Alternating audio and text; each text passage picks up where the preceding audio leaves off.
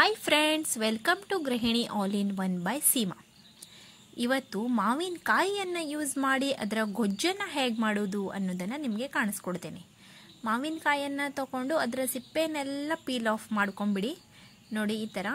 ಅದ ನಂತರ ಅದನ್ನು ನಿಮಗೆ ಯಾವ ಸೈಜಲ್ಲಿ ಬೇಕು ನೋಡಿ ಆ ಸೈಜಲ್ಲಿ ಅದನ್ನು ಕರೆಕ್ಟಾಗಿ ಕಟ್ ಮಾಡ್ಕೊಳ್ಳಿ. ಸಣ್ಣದು ಬೇಕಾದರೆ ಸಣ್ಣದು ಮಾಡಿ, ಅಥವಾ ಮೀಡಿಯಮ್ ಆದರೆ ಮೀಡಿಯಮ್ ಇಟ್ಕೊಂಬಿಡಿ. ಆಯ್ತಲ್ಲ ಫ್ರೆಂಡ್ಸ್, ನೋಡಿ ಈ ಥರ ಕಟ್ಟಾದ ನಂತರ ನೆಕ್ಸ್ಟ್ ಎಂತ ಮಾಡಬೇಕಂದ್ರೆ ಇದಕ್ಕೊಂದು 4 ರಿಂದ 5 ಸ್ಪೂನ್ ಅಷ್ಟು ನಾವಿಲ್ಲಿ ಜಾಗ್ರಿ ಪೌಡ್ರನ್ನು ಹಾಕ್ಕೊಳ್ತಾ ಇದ್ದೇವೆ. ಬೆಲ್ಲದ ಪೌಡರ್ ಇದು. ನೀವು ಬೇಕಾದರೆ ತೆಳು ಬೆಲ್ಲ, ಗಟ್ಟಿ ಬೆಲ್ಲ ಯಾವ್ದು ಬೇಕಾದರೂ ಯೂಸ್ ಮಾಡ್ಬೋದು.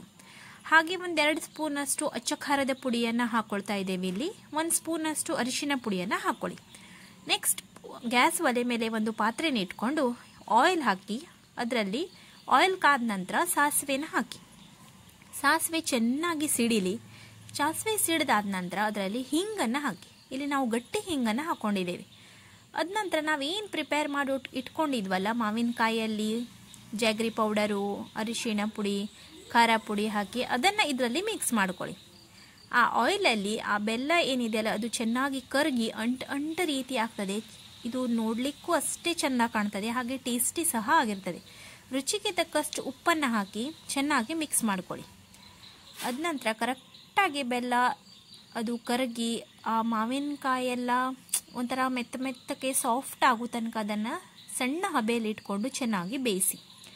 ನೋಡಿ ಈ ಥರ ಆಗ್ತದೆ ಲಾಸ್ಟಿಗೆ. ಇದು ತಿನ್ನಲಿಕ್ಕೆ ತುಂಬ ಸೂಪರ್ ಆಗಿರ್ತದೆ. ಹುಳಿ ಖಾರ ಸಿಹಿ ಎಲ್ಲ ಸೂಪರ್ ಟೇಸ್ಟಿ ಆಗಿರ್ತದೆ ಫ್ರೆಂಡ್ಸ್. ದಯವಿಟ್ಟು ನನ್ನ ವಿಡಿಯೋಗೊಂದು ಲೈಕ್ ಮಾಡಿ, ಶೇರ್ ಮಾಡಿ, ಸಬ್ಸ್ಕ್ರೈಬ್ ಮಾಡ್ಕೊಳ್ಳಿ ಅಂತ ನಿಮ್ಮ ಹತ್ರ ಕೇಳ್ಕೊಳ್ತಾ ಇದ್ದೇನೆ. ಮತ್ತೆ ಸಿಗ್ತೇನೆ ನಿಮಗೆ ಇನ್ನೂ ಹೆಚ್ಚಿನ ವಿಡಿಯೋ ಒಂದಿಗೆ. ಅಲ್ಲಿ ತನಕ ಬಾಯ್ ಫ್ರೆಂಡ್ಸ್, ಟೇಕ್ ಕೇರ್.